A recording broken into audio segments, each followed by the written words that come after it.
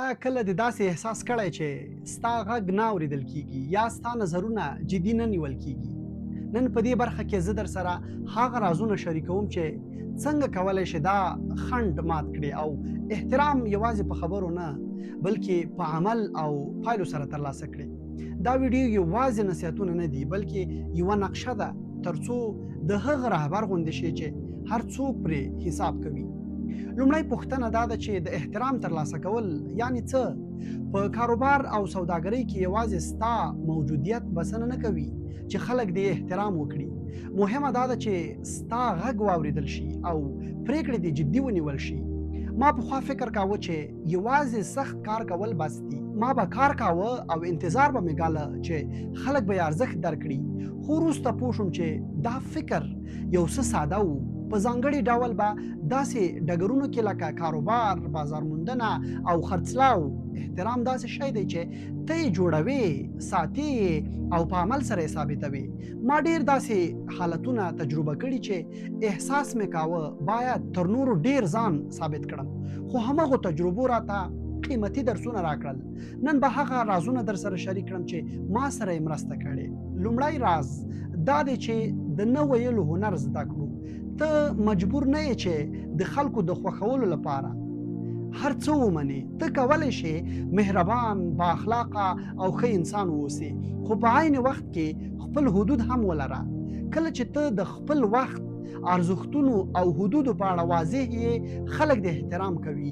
یو ورځ د کار په پیل کې یو مشتری له ما داسې اضافه کار وغوښت چې زموږ د تړون برخه نه و، خو غوښتل یې په ټاکل شوي قیمت زه باید کار ورته ترسره کړم.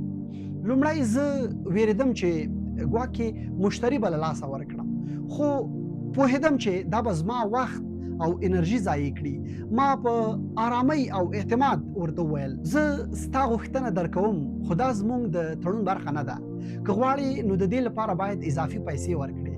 زه حیران شوم ځکه هغه خفه نه شو بلکې زما وضاحت او صداقت یې لا ډېر وستایه. نه ویل شخصي رد نه دی بلکې د خپل وخت او ارزښتونو ساتنه ده.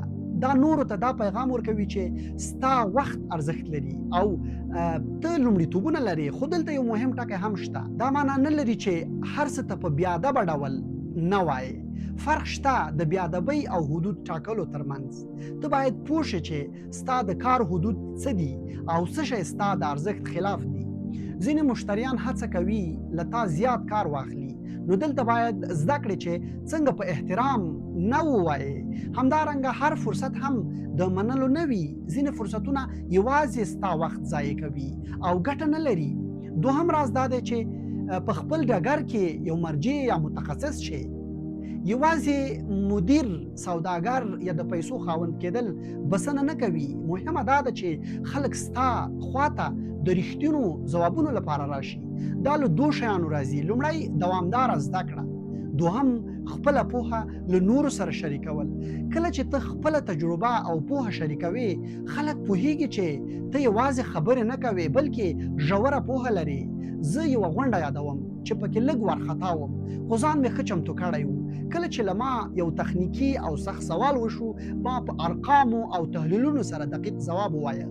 د خلکو نظرونه بیا مکمل بدل شول. دریم راز د بدن ژبه او اعتماد دی. یوازې دا مهمه نه ده چې څه وایې بلکې دا هم مهمه ده چې څنګه یې وایې. لومړی تاثیر په څو ثانیو کې جوړیږي. لا مخکې له دې چې ته خبرې پیل کړې، سمه ولاړه، د سترګو تماس، موسکا او واضح غږ ټول د یو رهبر شخصیت جوړوي. زه پخوا ډېر شرمېدونکی وم. په پوهنتون او دندې کې به مې کله کله غږ رپېده او د سترګو تماس به مې نه نیوه، خو وروسته مې تمرین پیل کړ. د هندارې مخې ته خبرې کول، لوړ غږ او د کامرې مخې ته وینا، ورو ورو دا هر څه طبیعي شول. کله چې ته په اعتماد یوې غونډې ته داخلېږي، خلک ستا چلند بدل احساسوي. دا غرور نه دی بلکې د ځان احترام دی. څلورم راز د قوي اړیکو جوړول دي. یوازې ډېر فالوران درلودل ارزښت نه لري. اصلي ځواک په رښتینو اړیکو کې دی چې د اعتماد او احترام پر بنسټ ولاړ وي. یو ورځ زه له یوې قانوني ستونزې سره مخ شوم. د دې پر ځای چې ساعتونه آن ورځې په هغه اداره کې ضایع کړم، د یو ملګري له لارې مې ستونزه په ډېر کم وخت کې حل شوه. اړیکې ارزښت لري او کاروبار یوازې د محصول یا خدمت نوم نه دی بلکې د خلکو او اړیکو نوم هم دی. پنځم راز د وعدو پوره کول دي. صداقت او باور ستا اصلي سرمایه ده. کله چې څه وایې باید عملي یې کړې.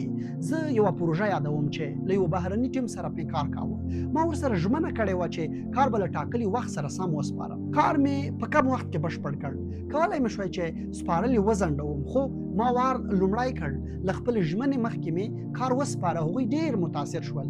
خلک هغه څوک احتراموي چې پر خپلې خبرې ولاړ وي. شپږم راز بیا دا دی چې خپلې بریاوې ولمانځئ. دا اصلا غرور نه دی بلکې اعتماد دی. ډیری کاروباریان خپلې لاسته راوړنې کمې ګڼي یا د شریکولو څخه شرمیږي. خو کله چې ته خپله بریا شریکوې په اصل کې نورو ته الهام ورکوي. بریا شریکول نورو ته الهام ورکوي او ستا پر وړتیا باور زیاتوي. اووم راز دا دی چې ښه اورېدونکی واوسې.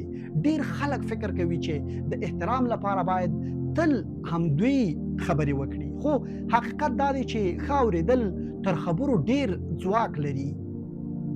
کله چې ته نورو ته د دقت غوږ نیسې د هغوی فکرونه، اړتیاوې او اندېښنې درکوي. دا تا ته دا توان درکوي چې غوره پرېکړې وکړې.